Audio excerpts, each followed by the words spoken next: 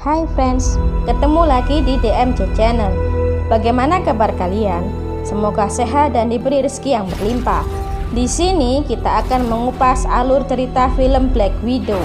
Film keluaran dari Marvel Studio ini mulai dirilis pada tanggal 9 Juli 2021. Film ini dibintangi oleh Scarlett Johansson sebagai Natasha Romanoff atau Black Widow, Florence Pugh sebagai Yelena Belova, dan David Harbour sebagai Alexei Shostakov atau Red Guardian.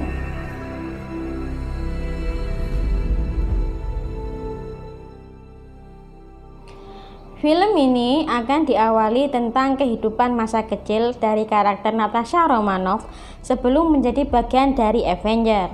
Semua tampak seperti keluarga bahagia. Tapi ketika waktu makan malam, ayahnya tiba-tiba berkata agar mereka harus pergi jauh. Ketika mereka sudah memasuki pesawat, tidak lama kemudian ada beberapa mobil polisi yang mengejar dan mulai menembaki pesawat mereka.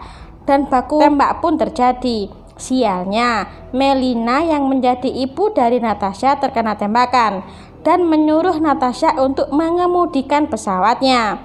Setelah beberapa saat kemudian, akhirnya pesawat pun berhasil take off. Setelah terbang sekian lama, pesawat pun kemudian mendarat di sebuah pulau. Dan ternyata mereka sudah ditunggu oleh seseorang dan beberapa tentara yang menantinya. Karena panik, Natasha melawan tentara tersebut supaya menjauhi adiknya.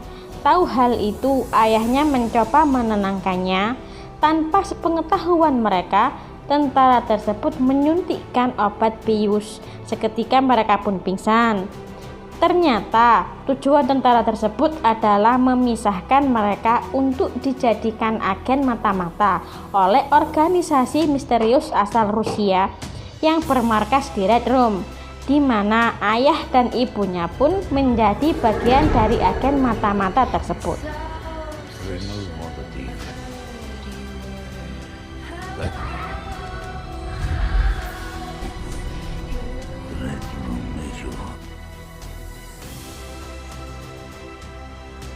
Setelah 21 tahun berselang, Natasha yang sudah dewasa menjadi buronan karena melanggar perjanjian Sokovia. Menteri Ross yang telah mengetahui keberadaan Natasha pun segera menerjunkan tim SWAT untuk menyergap Natasha yang diduga berada di sebuah toilet. Beruntungnya, Natasha dapat mengelabui mereka yang berada di tempat yang berbeda, berada di sebuah kapal, jauh dari para pasukan SWAT dan Menteri Ross berada.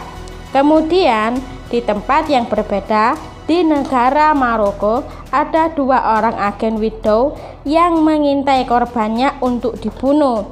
Ternyata korban yang setelah sadar diintai pun mencoba lari untuk meloloskan diri. Namun sayangnya dia terkena tikaman pisau dan yang menikam korban tersebut adalah Yelena. Saat Yelena mau membalikkan badan korbannya, tak disangka korban menyemprotkan zat berwarna merah yang ternyata adalah zat penawar dari pengaruh Jenderal Dreykov. Sadar akan anggotanya telah menggunakan zat tersebut, Widow yang lain mengabarkan kepada Dreykov untuk mengaktifkan tas masker, semacam robot yang ditugaskan untuk memburu Natasha dan Yelena. Setelah mengetahui lokasi di mana Natasha berada, tas masker langsung menembak mobil Natasha yang membuat mobilnya hampir meledak.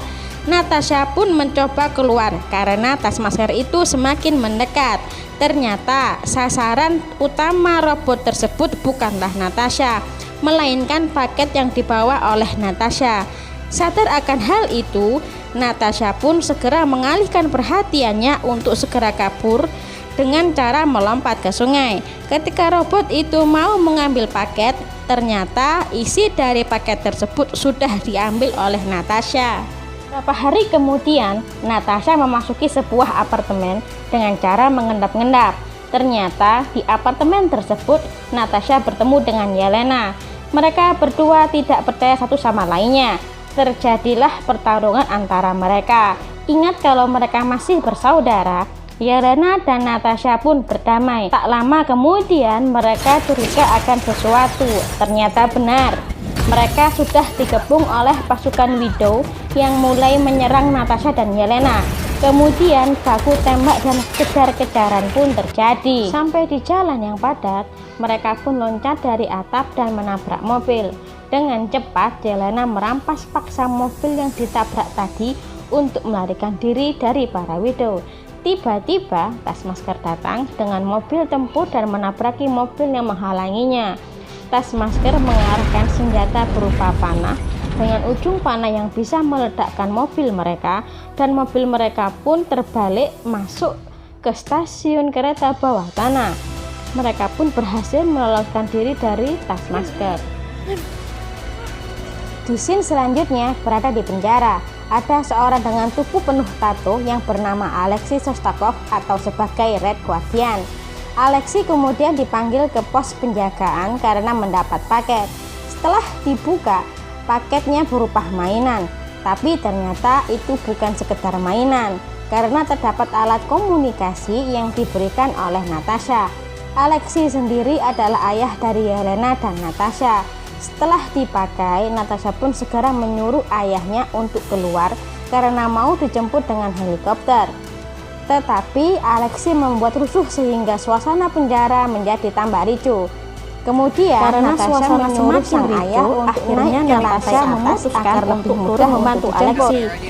Natasha melompat dari atas helikopter dengan menggunakan tali, dan dia langsung melumpuhkan tentara penjaga penjara. Yelena yang berada di helikopter juga turut diserang. Dia pun membalasnya dengan menembakkan semacam rudal ke menara penjaga. Karena hancurnya menara itu membuat longsor gunung es yang mengelilingi penjara tersebut. Segera saja mereka pergi dari tempat itu. Tepat setelah longsornya salju menimbun seluruh bangunan. Akhirnya Natasha dan ayahnya berhasil ditarik masuk ke helikopter. Tetapi di tengah perjalanan ternyata bahan bakarnya habis dan langsung jatuh ke tanah lapang.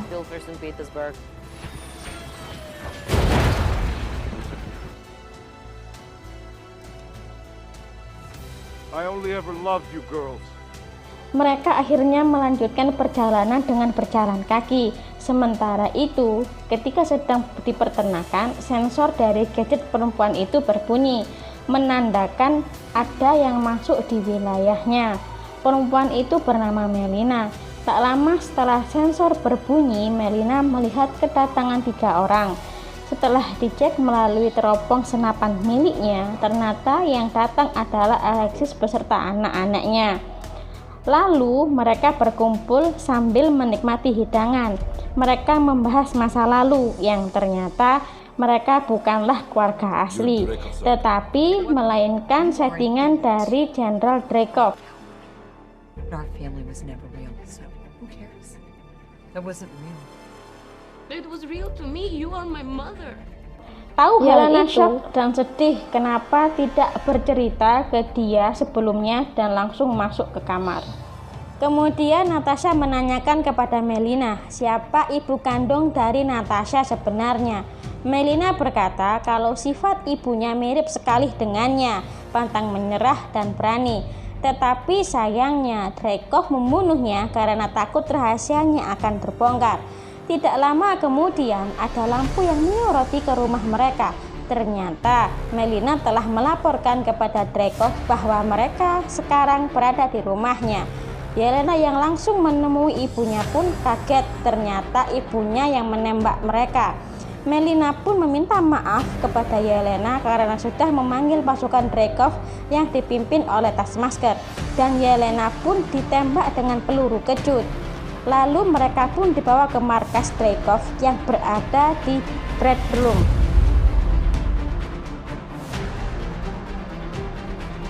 Melina pun langsung datang ke ruangan Jenderal Dreykov. Merasa ada yang aneh, Dreykov pun sadar ternyata itu bukan Melina, melainkan Natasha yang menyamar menjadi Melina. Di tempat lain, pintu Alexei pun dibuka oleh Natasha. Di sela-sela percakapan mereka, Natasha membuka topeng penyamarannya yang sebetulnya adalah Melina.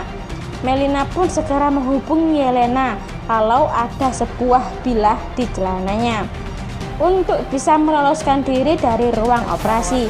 Ternyata Sebelumnya, Natasha dan Melina sudah menyusun strategi sebelum menghubungi Red Room dan mulai penyamarannya serta tidak memberitahukan kepada Yelena dan Alexei.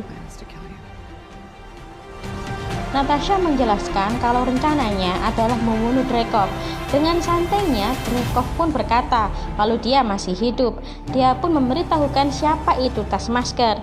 Natasha pun kaget ketika Dreykov membuka sosok di balik Taskmaster tersebut. Ternyata dia adalah Antonia, anak dari Dreykov yang dulu menjadi korban ledakan dari bom yang diledakkan oleh Natasha. Dan Dreykov pun menanamkan kepingan di belakang lehernya agar dia bisa bertahan hidup, bisa memperhatikan segalanya, dan menjadi peniru yang sempurna. Tiba-tiba di tempat yang berbeda terjadi masalah, dan Dreykov pun menyuruh Taskmaster untuk membereskannya. Tahu hal itu, Natasha lantas mau menghabisi Dreykov. Dengan tenang, Dreykov pun menyuruh Natasha menembaknya, namun tidak bisa. Dreykov pun memberikan Natasha pisau untuk membunuhnya, tapi ternyata tetap tidak bisa. Lalu Dreykov menjelaskan kepada Natasha kalau mencium feromonnya membuat dia terhindar dari orang yang ingin mencelakainya. Kemudian Melina yang saat itu sedang mengaktifkan pendaratan Red Room pun terdeteksi oleh Dreykov dan menutup akses Melina. Dreykov yang mengetahui rencana Melina dan Natasha untuk mendaratkan Red Room agar Dreykov bisa diserahkan kepada pihak yang berwajib. Dreykov pun menjelaskan kepada Natasha bahwa pemimpin-pemimpin hebat dunia pun tunduk dan takut akan Dreykov dan para Widow. Dia pun menjelaskan bahwa jaringan Widow-nya bisa mengendalikan skala kekuasaan. Dengan satu perintah saja, pasar minyak dunia dan harga saham pun bisa anjlok. Para Widow dapat memulai dan mengakhiri perang. Para Widow pun dapat mengangkat dan menjatuhkan pemimpin dunia. Semua itu dilakukan Dreykov dengan alat yang dibawanya. Natasha ingat pesan dari Melina. Apabila ingin menghentikan Dreykov, dia harus merusak indera penciumannya agar dia bisa menyakiti Dreykov. Kemudian, dia pun membenturkan kepalanya tepat di syaraf penciumannya agar dia bisa menghajar Dreykov. Di tempat yang berbeda, Melina sedang dikepung musuh yang berada tepat di bawah baling-baling. Sambil memikirkan rencana, Melina pun akhirnya menembak salah satu mesin dan membuat satu mesinnya meledak. Tujuannya supaya Red Room dapat mendarat perlahan. Setelah menembak baling-baling, Melina segera melarikan diri dari kepung Guardian musuh yang saat itu duel dengan Taskmaster sepertinya kewalahan. Tiba-tiba Melina pun datang membantu dan berhasil mengurung Taskmaster. Setelah itu, Natasha yang mengetahui kelemahan Dreykov langsung menghajar Dreykov. Dengan cepat, Dreykov memanggil para Widow. Setelah tiba, Dreykov langsung menyuruh para Widow untuk menghabisi Natasha. Natasha yang tengah sendirian dihajar habis-habisan oleh para Widow. Kemudian ada yang melemparkan zat penawar ke para Widow. Para Widow langsung seketika sadar dari pengaruh Dreykov dan menyuruh mereka lari sejauh mungkin. Ternyata Yelena datang tepat pada waktunya untuk menyelamatkan Natasha. Setelah semuanya menyelamatkan diri, Natasha langsung berniat memindahkan file para Widow yang dipunyai Dreykov sebelum ikut meledak bersama Red Room. Setelah selesai mengcopy filenya, Natasha langsung melompat agar terhindar dari ledakan yang sudah mulai meledakkan semua bangunan Red Room. Kemudian Natasha bertemu dengan Taskmaster yang terkurung. Natasha tidak bisa meninggalkannya, tetapi dia juga tidak berani untuk membuka pintunya karena akan menyerang dirinya sendiri. Namun tak lama akhirnya Natasha pun membuka pintunya. Ketika Taskmaster mau menyerang Natasha, Taskmaster langsung jatuh bersama dengan Natasha. Di kejauhan, Natasha melihat Yelena sedang mengejar Dreykov yang naik pesawat. Kemudian dia melarang Yelena karena sangat berbahaya. Namun Yelena berkata, itu sangat mengasyikkan dan langsung meledakkan pesawat Dreykov. Dan dia langsung jatuh terpental. Dreykov pun tewas bersama para pasukannya. Natasha yang tahu adiknya telah jatuh langsung dengan cepat mengambil parasut untuk menolong Yelena. Sementara itu, rupanya Taskmaster masih mengejar Natasha. Tahu akan hal itu, Natasha langsung melepaskan Yelena dan loncat bersama dengan Taskmaster. Natasha dan Taskmaster sempat berduel di udara. Tidak sampai di situ saja, mereka melanjutkan duel hingga jatuh ke tanah. Tetapi Natasha hanya bertahan dan tidak melawan karena dia tidak mau melukai Antonia. Natasha pun akhirnya bisa melepaskan helm yang dipakai Antonia. Setelah itu, dia memecahkan zat penawar dan mengenai wajah Antonia. Antonia pun akhirnya tersadar dari pengaruh Dreykov, dan Natasha meminta maaf atas kesalahannya. Setelah itu, Natasha berusaha mencari Yelena. Dia menemukan adiknya yang masih terbaring dan berusaha membangunkan Yelena. Lalu sang ayah dan ibunya pun menghampiri mereka. Tak lama kemudian, rombongan Menteri Ross datang menghampiri. Natasha menyuruh ayah, ibunya, dan Yelena pergi. Biar Natasha sendiri yang tetap di sana. Tiba-tiba ada pesawat yang datang. Ternyata para widow yang disuruh pergi oleh Natasha datang dan menjemput mereka, dan film pun berakhir.